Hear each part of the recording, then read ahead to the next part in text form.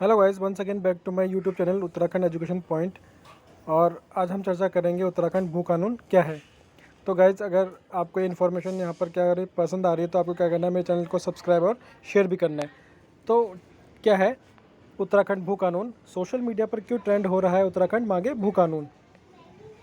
उत्तराखंड भू कानून पिछले कुछ दिनों से सोशल मीडिया पर उत्तराखंड का भू कानून ट्रेंड हो रहा है। प्रदेश के लोग भू कानून में सुधार लाने की मांग कर रहे हैं। ऐसे में सवाल यह है कि ऐसा आखिर क्यों हुआ जो उत्तराखंड में नए भू कानून लाने की बात हो रही है।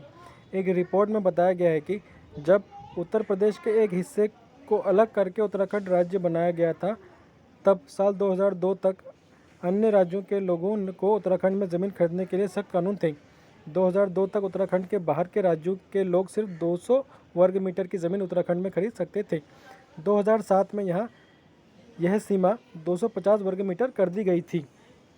लेकिन भाजपा की सरकार आने के बाद 6 अक्टूबर 2018 में प्रदेश सरकार ने एक नया अध्यादेश लाया और राज्य में ज़मीन खरीद की अधिकतम सीमा को ही समाप्त कर दिया। अर्थात अब उत्तराखंड के बाहरी राज्यों का कोई भी व्यक्ति उत्तराखंड में आकर कितनी भी ज़मीन खरीद सकता है। प्रदेश सरकार ने 6 अक्टूबर 2018 में उत्तर प्रदेश जमींदारी विनाश एवं भूमि सुधार अधिनियम 1950 में संशोधन का विधेयक पारित किया था और इसमें एक धारा 1993 का धारा 154(2) जोड़ दिया गया। इस तरह से राज्य में ज़मीन खरीद की अधिकतम सीमा को ही समाप्त कर दिया गया। इस संशोधन विधेयक को 6 दिसंबर 2018 को शीतकालीन सत्र में पारित करवाया था। 4 जून 2019 के मंत्रिमंडल की बैठक में यह फैसला हुआ कि उत्तराखंड के मैदानी जिलों देहरादून, उधम सिंह नगर व हरिद्वार में भूमि की हदबंदी को ख़त्म कर दिया जाए। अब इन जिलों में भी भूमि को खरीदने और बेचने की अनुमति मिल गई। बता दें कि उत्तराखंड विधानसभा में सरकार द्वारा यह संशोधन अधिनियम बिना किसी चर्चा के ही पारित कर दिया गया। इस संशोधन विधेयक के आने के बाद पर्वतीय क्षेत्रों में कृषि भूमि की बेहिसाब खरीद का रास्ता साफ हो गया। क्यों मचा है बवाल? उत्तराखंड में कृषि भूमि का रकबा का मतलब एरिया। उत्तराखंड में कृषि भूमि का रकबा दिन ब दिन घटता जा रहा है। अखिल भारतीय किसान सभा ने प्रदेश में कृषि परिदृश्य पर एक पुस्तक जारी करते हुए कहा है कि अब प्रदेश में कृषि भूमि का रकबा मात्र 9% के आसपास रह गया है। सवाल यह है कि क्या देश के अन्य पर्वतीय राज्यों में भी इस तरह का कानून है? क्या वहाँ पर भी ज़मीन की बेरोक-टोक असीमित खरीद बिक्री संभव है या फिर इसे लेकर कोई कानून है? बता दें कि उत्तराखंड के पड़ोसी राज्य हिमाचल प्रदेश में कानूनी प्रावधान की वजह से कृषि भूमि के खरीदना एक तरह से नामुमकिन है। एक अन्य पड़ोसी राज्य सिक्किम में भी भूमि की बेरोक-टोक बिक्री पर अंकुश के लिए कानून पिछले साल ही बना है। हिमाचल प्रदेश में क्या कानून है? आइए समझते हैं कि हमारे पड़ोसी राज्य हिमाचल प्रदेश में क्या कानून है।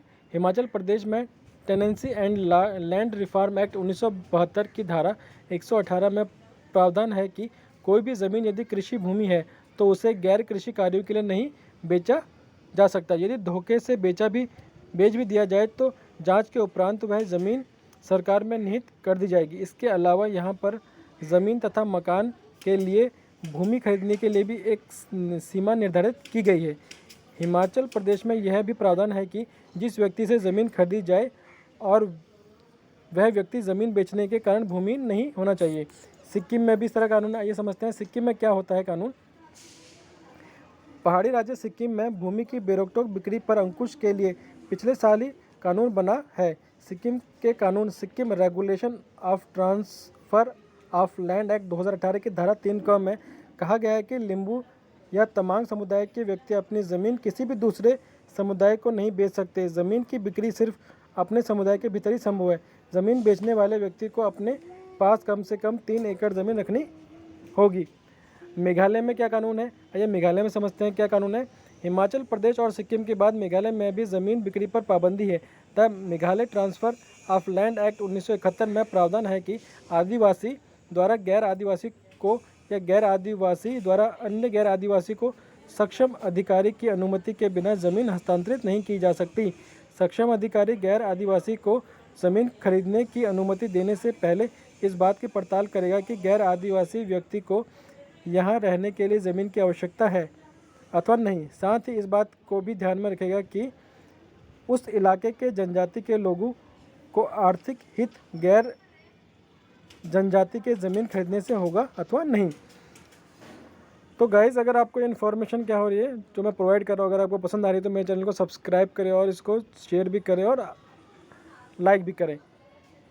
इस तरह देश के कई ऐसे पहाड़ी राज्य हैं जहां पर ज़मीन की बेरोक-टोक बिक्री के खिलाफ कानून बनाए गए हैं, लेकिन उत्तराखंड एकमात्र ऐसा पहाड़ी राज्य है जहां पर सरकार ने ज़मीन की बिक्री पर किसी भी तरह के रोक लगाने वाले कानून को ही ख़त्म कर दिया है। इस तरह पहाड़ी क्षेत्र में ज़मीन की बेहिसाब खरीद बिक्री होने से आने वाले समय में प्राकृतिक सौंदर्य से संपन्न इस राज्य में कृषि योग्य भूमि का अभाव हो सकता है। साथ ही उद्योगों के अत्यधिक विकास से प्रदेश की पारिस्थितिक और पर्यावरण को भी नुकसान पहुंचने की संभावना है। तो ये थोड़ा सा मैंने आपके सामने आज उत्तराखंड भू कानून के विषय में थोड़ा सा यहाँ पर क्या की चर्चा की है। तो अगर आपको ये चर्चा जो हमने की है आपको सही लगती है, पसंद आती है, इन्फॉर्मेशन जो मेरे द्वारा दी गई है, तो आपको क्या करना है, मेरे चैनल को सब्सक्राइब और शेयर करना है। Thank you.